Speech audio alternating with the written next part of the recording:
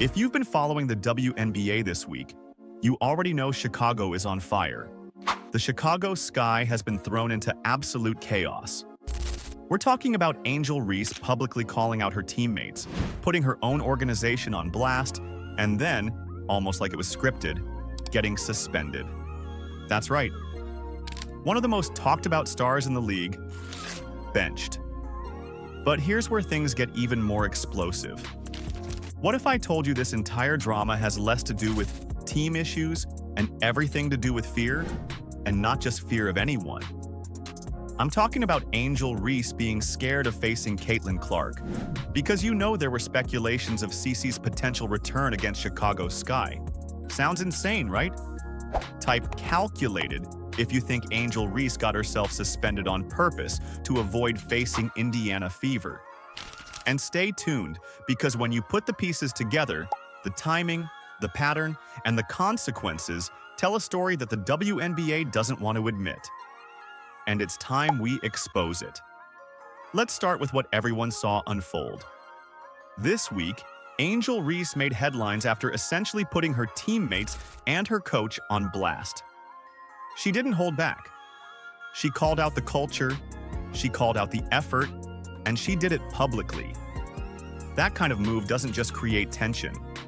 It creates a firestorm. Fans were divided. Some people praised her for being honest.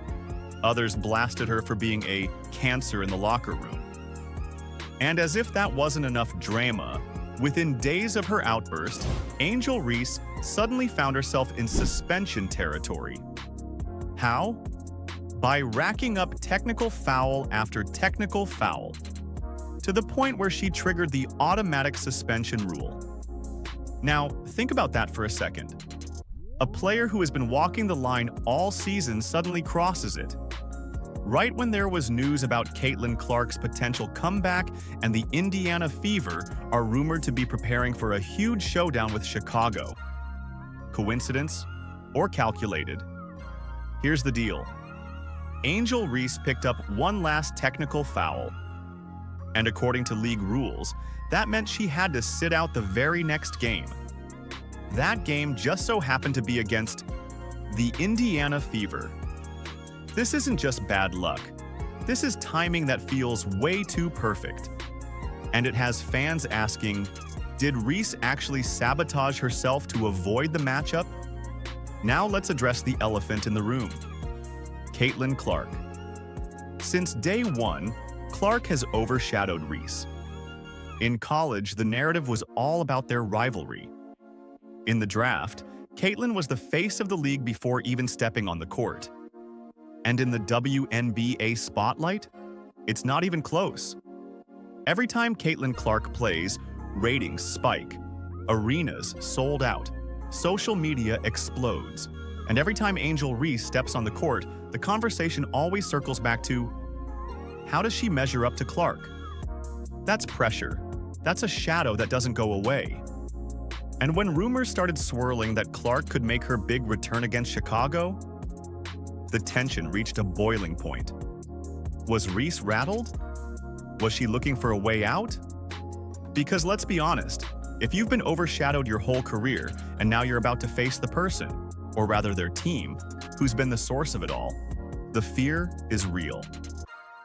Now here's where it gets interesting. This isn't the first time Angel Reese has been tangled in controversy right around games with the Fever. Go back through the season. The technical fouls, the outbursts, the media drama. How many times have they peaked right before a Caitlin Clark showdown? Too many for it to be a coincidence. The pattern is there.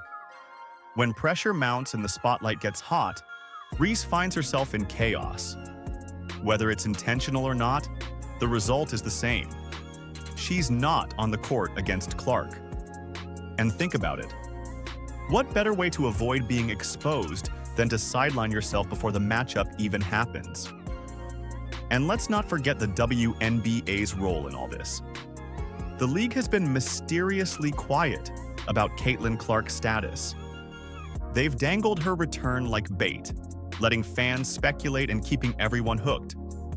But if Clark had actually returned against Chicago and Reese conveniently wasn't there. That would have been the storyline of the season, the rivalry that never happened. The league thrives on drama, but even they know there's a difference between drama and outright ducking. So let's break it down. Angel Reese gets suspended. But at what cost? She's now painted herself as the villain, the player who not only blasted her own team but also couldn't handle the pressure of facing the league's biggest star. And while her defenders will say, it's just a foul, it's just bad timing, the truth is that fans don't buy it. They see the pattern, they connect the dots, and they're starting to believe the unthinkable, that Reese is scared of Clark. Let's get real. Fear.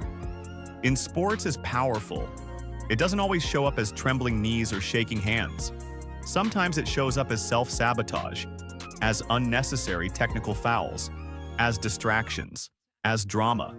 Angel Reese doesn't want to admit it. The Sky don't want to admit it. The WNBA doesn't want to admit it. But the signs are there. If Caitlin Clark represents the future of the league, then Reese represents the challenge of trying to keep up with that future. And right now, it looks like she can't. So let's ask the real questions. Did Angel Reese get herself suspended on purpose to avoid Caitlin Clark? Is this just bad timing? Or is it a strategy of avoidance? And how long can Reese keep ducking the inevitable before the league and the fans start holding her accountable? Because here's the truth. Whether Caitlin Clark returned this week, next week, or next month, she is coming back. And when she does, every player in the league has to face her, including Angel Reese. No more excuses, no more suspensions, no more hiding behind drama. The matchup is coming, and the question is, will Reese finally step up, or will she keep running from the smoke? The WNBA has been craving rivalries, craving drama, craving storylines that get people watching. But this one? This is bigger than the league bargained for.